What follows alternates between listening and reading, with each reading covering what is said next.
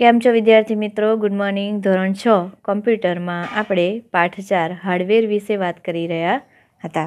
હાર્ડવેરમાં page number 31 પરનું આજે આપણે જોઈશું. આપણે કેરેક્ટર કી, નંબર કી, ફંક્શન કી, સ્પેશિયલ કી, એરો કી વિશે ચર્ચા કરી હતી.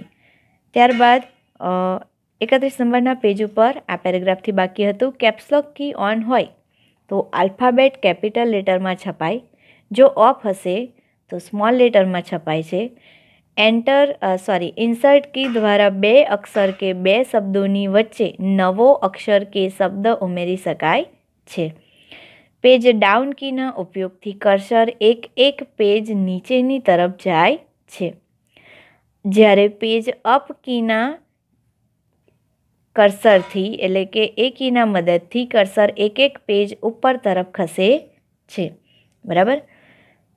એન્ડ કી પ્રેસ કરતાં કર્સર લીટીમાં ગમે તે સ્થાન પર હોય છે ત્યાંથી લીટીના અંત ભાગમાં પહોંચી જાય છે. એટલે કે ગમે તે સ્થાન ઉપર કર્સર હશે પણ તમે એન્ડ દબાવશો એટલે કે એ જે લીટી તમે છાપેલી હશે એના અંતમાં એટલે કે પછીથી એની પછી આવતું રહેશે. જ્યારે હોમ કી વડે લીટીમાં ગમે તે સ્થાન પર હોય ત્યાંથી લીટીની શરૂઆતના ભાગમાં પહોંચી જાય છે. એટલે કે એન્ડ કી દબાવો છો તો કર્સર લીટી લખેલી છે એના એન્ડમાં આવી જશે. હોમ કી દબાવશો તો કર્સર લીટી લખેલી છે એના છેક આગળના ભાગમાં પહોંચી જશે. કલ્ટર વત્તા હોમ કી પ્રેસ કરતા એટલે બંને સાથે પ્રેસ કરતા કર્સર ટાઈપ કરેલ માહિતીની શરૂઆતના ભાગમાં પહોંચી જાય છે. અને કલ્ટર વત્તા એન્ડ કી એટલે બંને સાથે કી પ્રેસ કરતાં કર્સર ટાઈપ કરેલ માહિતીના અંત ભાગમાં પહોંચી જાય છે. એટલે કે એન્ડ કી દ્વારા પણ આ કામ કરી શકાય છે, હોમ કી દ્વારા પણ આ કામ કરી શકાય છે અને આ બંને કીના ઉપયોગથી પણ એ જ કામ કરી શકાય છે. આ ઉપરાંત કલ્ટર અને અલ્ટર કી શોર્ટ કી તરીકે પણ ઉપયોગ કરી શકાય છે. બરાબર. કલ્ટર વત્તા કોઈ પણ કી તમને જે ખ્યાલ હોય જેમ કે એસ તો એસ સેવ કરી શકે. કલ્ટર વત્તા એસ કરો છો તો સેવ કરી શકાય છે. એ રીતેની આ બંને કી દ્વારા શું થાય છે? શોર્ટકટ કી તરીકે ઉપયોગ કરી શકાય છે. એટલે કે તમારે મેનુમાં જઈને આ હોમ કી, એન્ડ કી બધું શોધવાનું ને એ કામ કરવાનું હોતું નથી. જેમ કે કલ્ટર અને આલ્ફાબેટ સી ઉદાહરણ આપ્યું. કલ્ટર અને આલ્ફાબેટ સી બંને કી એક સાથે પ્રેસ કરતાં તે કોપી કમાન્ડનું કાર્ય કરે છે. એટલે કે જે તે કાર્યને જે તે છાપેલ ફકરાને કે લાઇનને તમે કોપી કરી શકો છો. અને તેવી જ રીતે અલ્ટર અને એફ કીનો ઉપયોગ બંને એક સાથે પ્રેસ કરતાં મેનુ ઓપન થાય છે. અલ્ટર અને એફ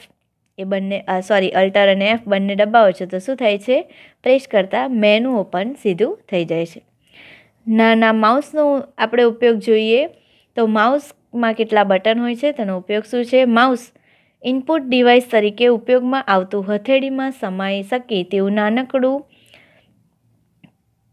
પ્લાસ્ટિકનું બનેલું સાધન છે. માઉસ પર 2 કે 3 બટન હોય છે. આ પરીક્ષામાં ખાસ પૂછાય છે. માઉસ પર કેટલા બટન હોય છે? 2 કે 3, 3 કે 4, 1 કે 2. પણ માઉસ પર 2 કે 3 બટન હોય છે. એક રાઈટ હોય, લેફ્ટ હોય અને વચ્ચેનું બટન હોય. એટલા માટે શું કહે છે? 2 કે 3 બટન હોય છે. જેને લેફ્ટ બટન, સેન્ટર બટન અને રાઈટ બટન પણ કહીએ છે. લેફ્ટ બટન, સેન્ટર બટન અને રાઈટ બટન પણ કહીએ છીએ. લેફ્ટ બટનને લેફ્ટ ક્લિક કહે છે, જેના દ્વારા કોમ્પ્યુટરને આદેશ આપી શકાય છે. તેથી માઉસના લેફ્ટ બટનનો ઉપયોગ વધુ હોય છે. આપણે માઉસ વાપરીએ છીએ ત્યારે લેફ્ટ બટનનો ઉપયોગ વધુ કરીએ છીએ. સેન્ટર બટનનો ઉપયોગ વિન્ડોને સ્ક્રોલ કરવા માટે, જ્યારે રાઈટ બટન અને રાઈટ ક્લિક પણ કહે છે, જેના દ્વારા શોર્ટકટ મેનુ ઓપન કરી શકાય છે. માઉસને ખસેડતા મોનિટરની સ્ક્રીન પર એક નાનકડા તીર જેવું નિશાન પણ ખસે છે, જેને માઉસ કર્સર કે માઉસ પોઇન્ટર કહે છે. આપણે જોઈએ છે કે સ્ક્રીન પર આવો એરો તમે માઉસ ખસેડો છો એમ આવો એરો સ્ક્રીન ઉપર ગમે ત્યાં ફર્યા કરે છે.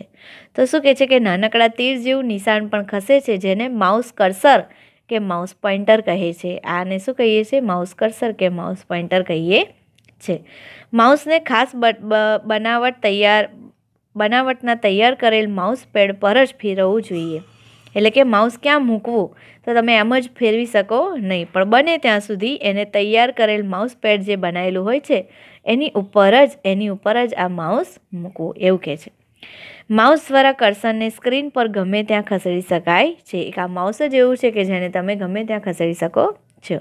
માહિતી પસંદ કરી શકાય છે, કમાન્ડ આપી શકાય છે, ચિત્રો કે આકૃતિ દોરી શકાય છે, શોર્ટકટ મેનુ ઓપન કરી શકાય છે ને કેબલ દ્વારા CPU સાથે જોડી પણ શકાય છે. ને અત્યારે હાલમાં વાયરલેસ એટલે કે વાયર વગરના વાયરલેસ માઉસ પણ બજારમાં ઉપલબ્ધ હોય છે. માઉસના જે મુખ્ય 4 કાર્યો છે પોઇન્ટિંગ, ક્લિકિંગ, ડબલ ક્લિકિંગ અને ડ્રેગિંગ. તો પોઇન્ટિંગ શું છે? તો પોઇન્ટિંગ શું છે? નિર્દેશ કરવો. ક્લિકિંગ શું છે? ક્લિક કરવું. ડબલ ક્લિકિંગ શું છે? માઉસનું ડાબી બાજુનું બટન ઝડપથી 2 વાર ખસે. ડ્રેગ કરવું એટલે શું છે? કે એને ખસેડીને દબાવીને એ ડ્રેગ કરવું, સિલેક્ટ કરવું. જોઈએ પોઇન્ટિંગ, જેના દ્વારા કોઈ પણ પ્રોગ્રામ કે કમાન્ડનો નિર્દેશ કરી શકાય છે. ક્લિકિંગ, તો જેના દ્વારા કોઈ પણ પ્રોગ્રામ કે કમાન્ડ સિલેક્ટ કરી શકાય છે. ડબલ ક્લિકિંગ, તો માઉસનું ડાબી બાજુનું બટન ઝડપથી 2 વાર ક્લિક કરવું.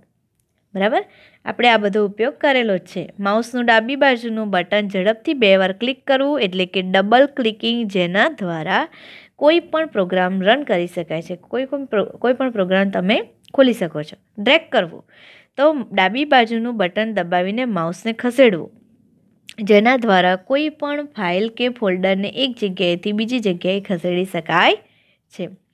પ્રોસેસિંગ યુનિટ આપણે જોયું હતું આગળ. શું જોયું હતું અહીં આગળ? કે ભાઈ ઇનપુટ ડિવાઇસમાં આપણે કીબોર્ડ, માઉસ વગેરેની બધી જ માહિતી મેળવી લીધી. હવે મુખ્ય ભાગ હાર્ડવેરનો આવશે પ્રોસેસિંગ યુનિટ. એ બીજો ભાગ આપણે આગળની વિડીયોમાં જોઈશું. Thank you.